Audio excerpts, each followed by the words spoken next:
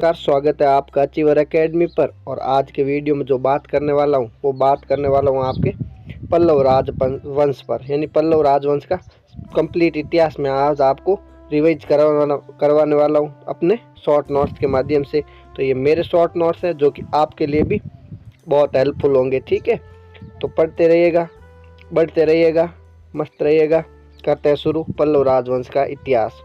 पल्लव राजवंश एक ऐसा राजवंश जिसकी उखेरी हुई इमारतें आज भी हमें दक्षिण भारत में खूब सारी मिलती है। यानी स्थापत्य कला के मानजनक शासक पल्लव राजवंश के शासकों को कहा जाता है। तो करते हैं शुरुआत।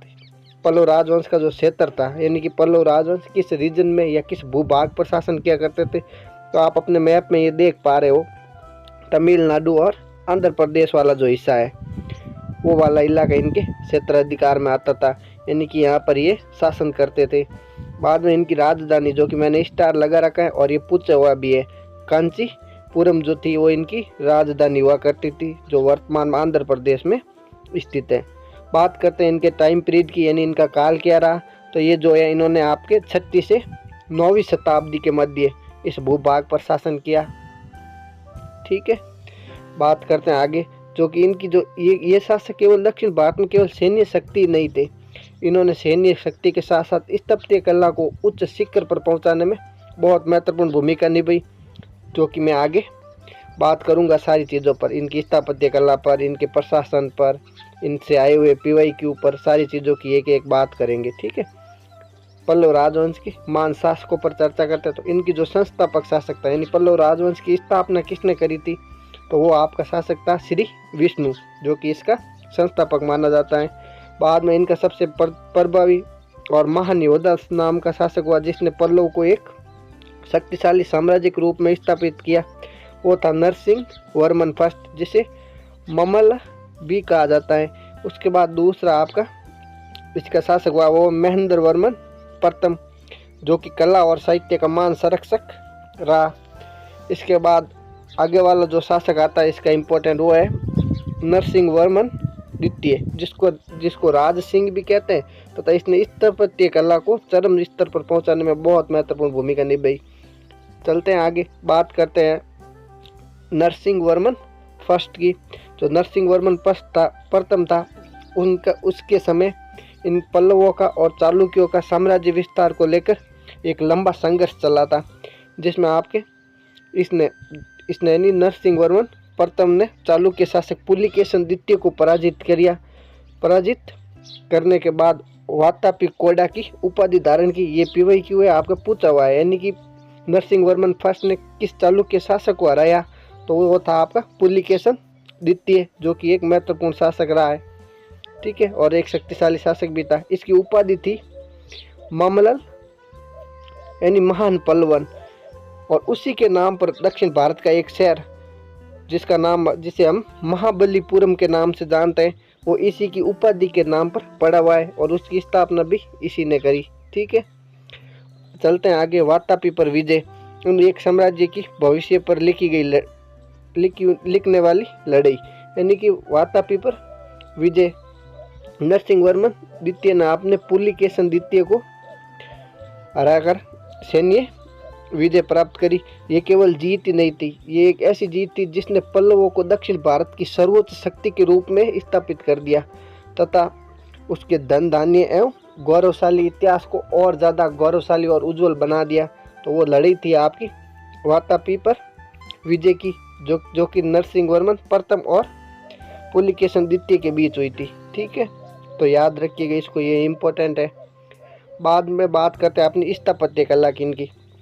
तो पल्लव शासकों को द्रविड़ स्थापत्य शैली का जनक कहा जाता है, यानी द्रविड़ स्थापत्य कला के जो प्रवर्तक थे वो थे आपके पल्लव राजवंश के शासक, जिन्होंने चट्टानों को तराश कर मंदिर बनाने की कला का विकास किया, जो कि दक्षिणी भारत की वास्तुकला की पहचान बनी आगे जाकर।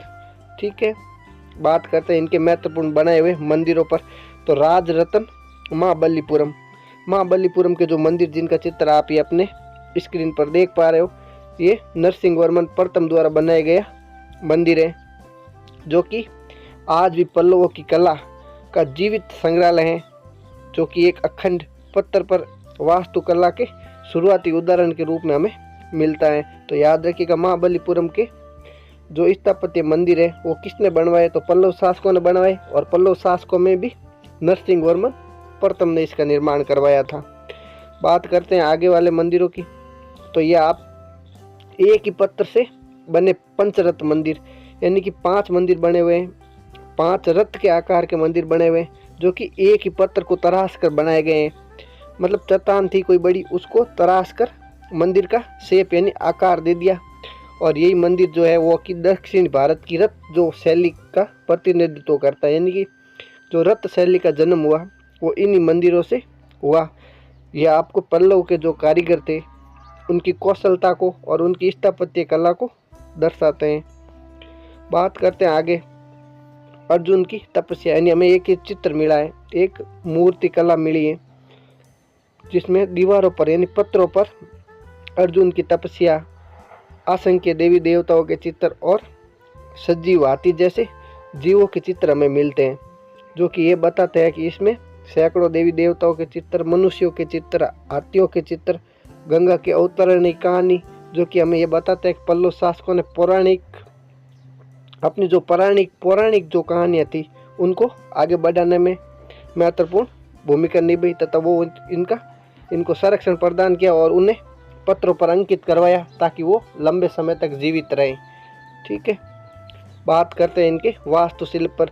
तो कांची में एक मंदिर मिला है जिसे कैलाशनाथ मंदिर कहते हैं कांची का, जिसका चित्र आप देख पा रहे हैं। और ये इस मंदिर का निर्माण जो आपके है वो है नरसिंह वर्मन द्वितीय ने करवाया, जिसकी उपाधि राज सिंह थी। और आपका पल्लव जो वास्तुकला का सबसे महत्वपूर्ण और शुरुआती प्रतीक आपके इस मंदिर को माना जाता है। बहुत ही शानदार मंदिर है आपका ये कैलाशनाथ मंदिर जो कांची में स्थित है। ठीक है, पूछा जाता है ये क्वेश्चन। उसके बाद बात करते हैं इनके समाज और संस्कृति पर। तो इनकी जो शासन व्यवस्था थी वो राजतंत्रात्मक शासन व्यवस्था हुआ करती थी, जिसमें राजा सर्वोच्च हुआ करता था। संस्कृति की बात करें तो ये आपके संस्कृत भाषा के महान संरक्षक रहे, तथा इनके काल में कांची जो था वो अपने दक्षिण भारत का शिक्षा का प्रमुख केंद्र बना। और अर्थव्यवस्था की बात करते हैं तो इनकी कृषि और भू अनुदान की व्यवस्था प्रचलित थी, जो कि इनकी अर्थव्यवस्था का आधार हुआ करता था। इसके साथ इनका व्यापार भी होता था।